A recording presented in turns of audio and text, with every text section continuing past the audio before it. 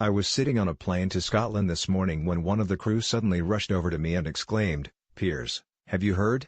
He's out, he's out."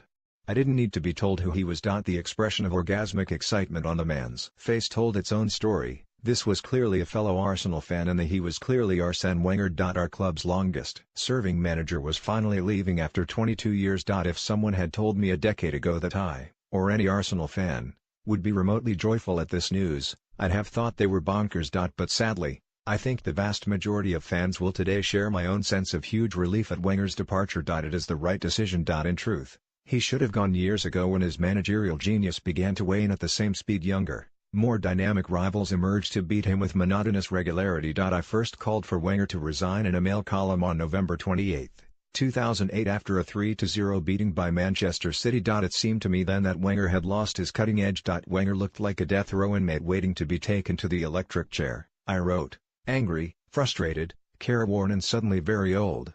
Arsenal are disintegrating before my eyes as a major club. It's time Arsène Wenger and Arsenal parted company. They didn't. Things carried on disintegrating, and Wenger has looked ever older, angrier and more frustrated. For a while, he was able to cling to excuses about lacking the money to win against billionaire-backed clubs like Chelsea and the two Manchesters. But for the past 7 years, Arsenal's had an owner just as rich as Roman Abramovich in the form of American tycoon Stan Kroenke, and nothing has changed. Last year was Wenger's worst as Arsenal manager. We came 5th in the Premier League and failed to qualify for the Champions League. For the first time in his tenure. This season has been even worse than that. We're currently 6th in the league, out of both domestic competitions, and all that's left to play for is the Europa League, the ugly sister to the Cinderella-style Champions League that no big club wants to play in. His performances on the field have fallen. So has the size of the crowds. The Emirates Stadium, supposedly our bold new platform to the elite of world football, has resembled a half-empty graveyard at times during recent games. Yet still Wenger's excuses have kept coming. There's always a reason for our persistent failure in big competition, which has nothing to do with him. In the end, there is one statistic that says it all. Sir Alex Ferguson has won the Premier League 5 times since Wenger last won it, and he's been retired for 5 years. It's been so sad to see the slow, inexorable demise of our once great titan. Arsenal legend Ian Wright put it well recently, watching Wenger now is like witnessing the aging Muhammad Ali against Larry Holmes or Brazil's Ronaldo when he got fat. The problem with Arsène is there is no one in his corner prepared to throw in the towel. Well, now he's done it himself. Or perhaps he was urged to throw it by board members at Arsenal?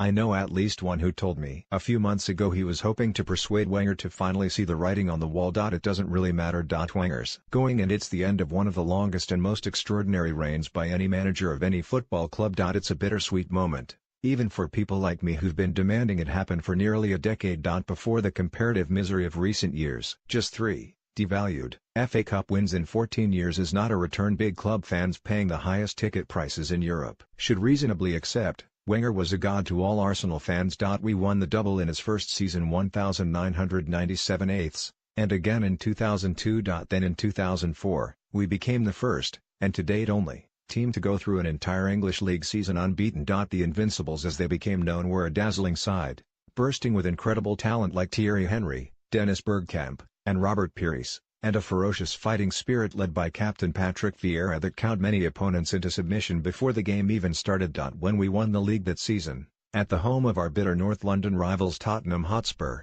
I was a guest of Lord Sugars in the Spurs boardroom. Understandably, it had emptied long before Arsenal's players stopped celebrating out on the pitch. Sugar was halfway back to Chigwell before the final whistle, so desperate was he to avoid my inevitable gloating.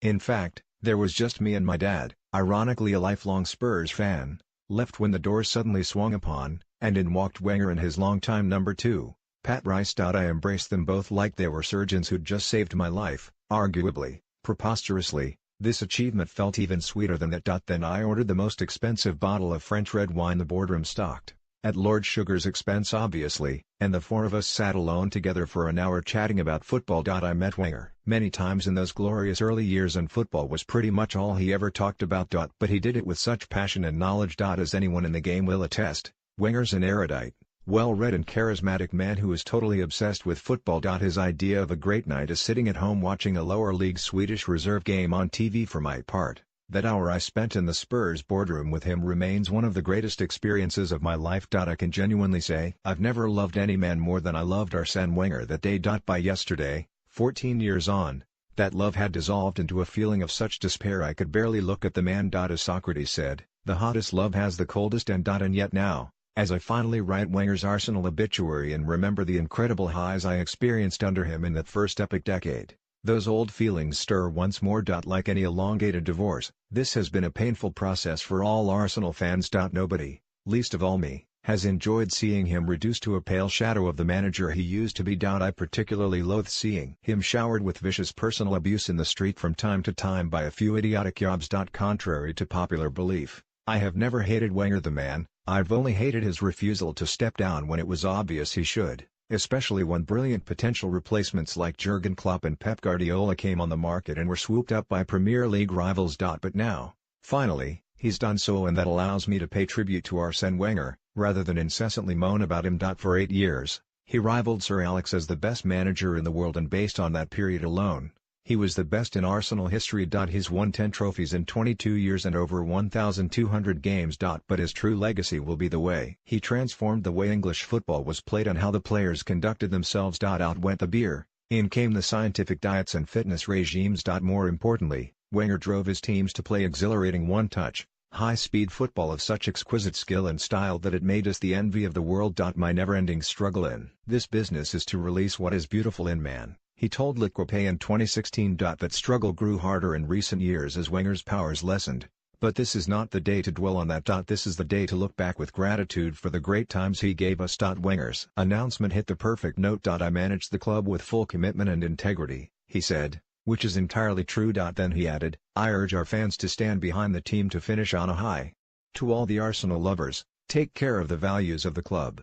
My love and support forever. Whether you are Wenger out, or Wenger in, that's a sentiment to bring a lump to the throat. I hope we now go on and win the Europa League for him. That would be the best way to send Wenger off. It won't be easy because our semi-final opponents are the very capable Atletico Madrid, whose manager Diego Simeone is just the kind of youthful, ruthless, dynamic firebrand that Wenger used to be. But I have no doubt Arsenal fans, for so long bitterly fractured by contrary views of Wenger, will now rally as one to salute him into his Arsenal retirement. The Emirates Stadium will be packed for every one of the final few home games, and the roars of one Arsene Wenger will once again be heard all over North London. That is no less than he deserves. It's time for Wenger's most ferocious critics like me to get off his back and say what we have wanted to say throughout these long, tortuous years campaigning for his exit. Goodbye, Arsene, and thank you.